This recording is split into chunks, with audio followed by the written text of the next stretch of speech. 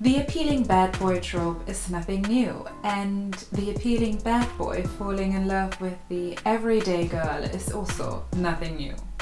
I mean, out of the hundreds and thousands of shows and films who depict the bad boy trope in all its glory, I chose a selected few for this video. I call them the crème de la crème. So let's jump straight into this. My favorite, Hardin Scott. What a catch! I mean, previous womanizer before he met everyday girl Tessa, always angry, always smashing things, prone to raising his voice and shouting, stalker tendencies, and I mean tattooed from head to toe. So yeah, what a dashing dream boy. And let's not forget, lover of the F word.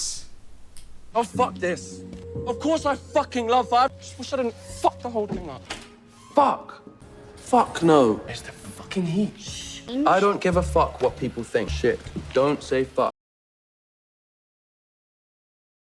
Totally understandable why Tessa chose him instead of boring and bland Trevor, who, you know, has a stable job, gets a promotion, is just overall, yeah, emotionally stable and supportive and has a dry sense of humor and is also good looking, by the way. But who needs boring and bland Trevor if you can have, you know, Hardin Scott, right? Next up, we got Noah Flynn. Also a previous womanizer, I mean, before he met everyday girl Elle. Has a habit of getting into fist fights with other people, kind of like prone to losing his temper. Noah, stop! You're not doing that, you crazy!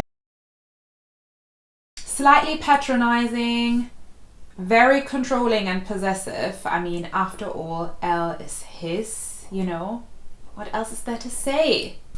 But apart from that, no real reasons as to why Elle shouldn't be with him. I mean... Oh, sweet mercy. Also, let's not forget about Christian Grey. Also a previous womanizer, I mean, before he met everyday girl Anastasia Steele. Tortured soul, possessive and controlling, I mean, possessive and controlling, making decisions on the top of Venice's head and, you know, I mean, why? It's all for her best. She doesn't have to make these decisions anymore. He's gonna do it for her. And he's rich, he's a billionaire, right? So, in that regard, it's all fine. It's good. He's a billionaire. I mean, yeah, the appealing bad boy trope is old. Cruel intentions, a walk to remember. It already worked 20 years prior and it's still working now. But why?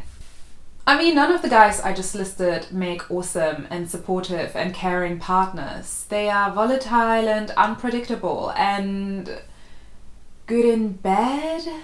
I don't know. What's the appeal here? But the trope works because they are unattainable. They are the popular but dysfunctional guy, and that is just appealing for various reasons. It's just this enticing fantasy of being with a guy who never loved any other girl before because he was a womanizer, but then he met her, the everyday girl, and she is different than all the other girls, and now he's madly in love with her.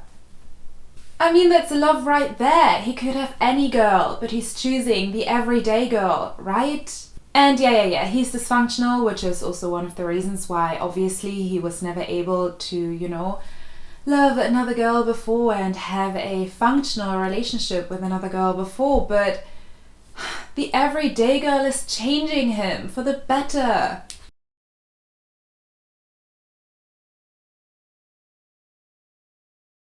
And obviously there will be some slip-ups along the way, but that is just normal on his journey to becoming a better man for her, the everyday girl. And also it makes it a bit more thrilling and adventurous and exciting, right?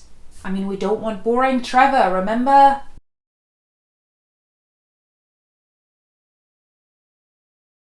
Boring Trevor is not love, it's just settling for the safe option.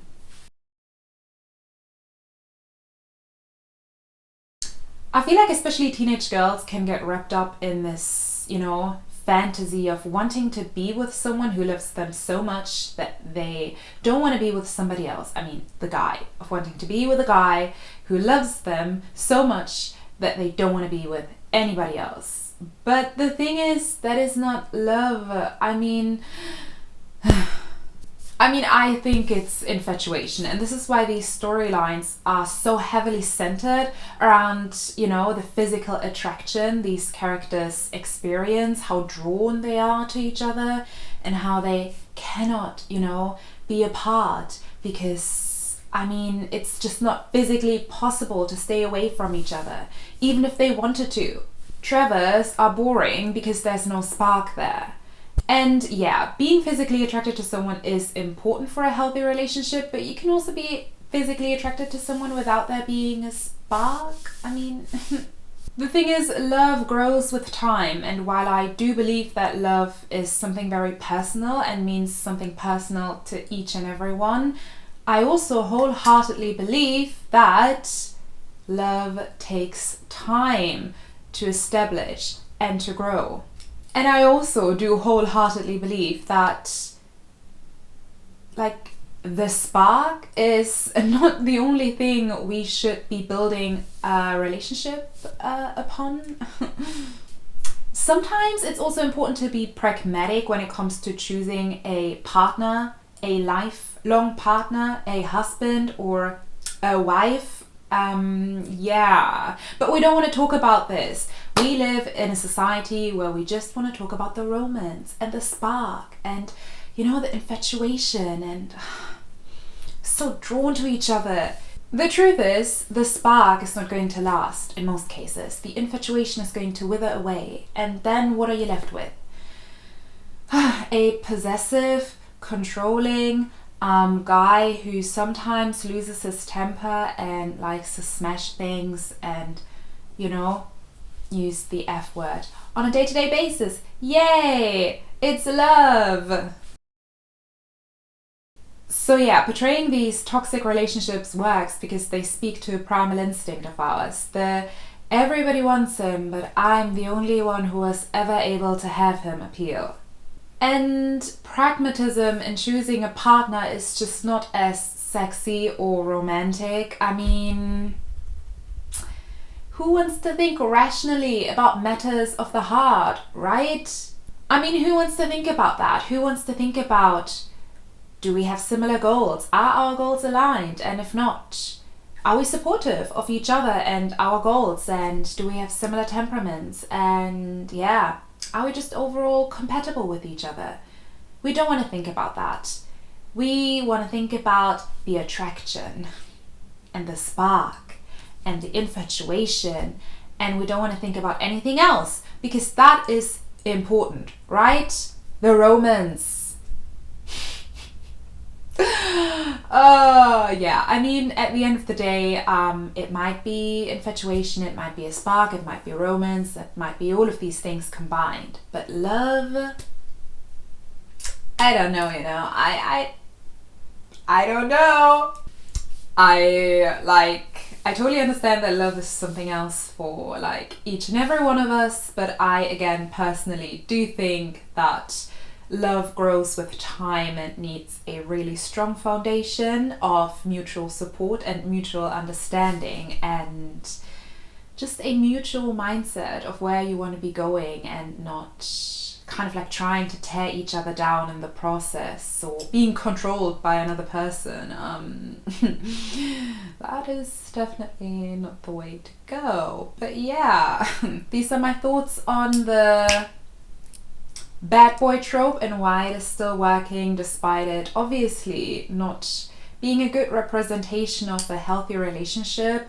But yeah, maybe we're just too focused on this primal instinct appeal of ours, and these films are just able to speak to our primal instincts. But yeah, at the end of the day, being pragmatic and just, considering different aspects, then is there a spark? Is there romance? Are we infatuated with each other? Oh, it's a love, is quite important when it comes to choosing a partner, and we're not speaking about it enough. We are very focused on the romance. We are romanticizing the crap out of everything, and I feel like it just creates really false expectations of what a relationship is going to be. And I think this is why it's important to also portray this a bit differently in films. But yeah, I do think that one of the reasons why it is still being done is that it works. It works because it speaks to our primal instincts. So yeah, that's that. Would be great to hear your thoughts on the topic and on stories being over romanticized and toxic relationships being displayed, and does it speak to the primal instinct, or am I just making this up right now? And also, do you think it's important to be pragmatic when it comes to choosing a partner and, you know, think a bit more rationally about this? Or is infatuation, the spark, the attraction, the romance, the only important thing to consider when it comes to, you know, choosing a partner and building a relationship? So yeah, I would love to hear your thoughts, and that's that for now, and sayonara and auf Wiedersehen.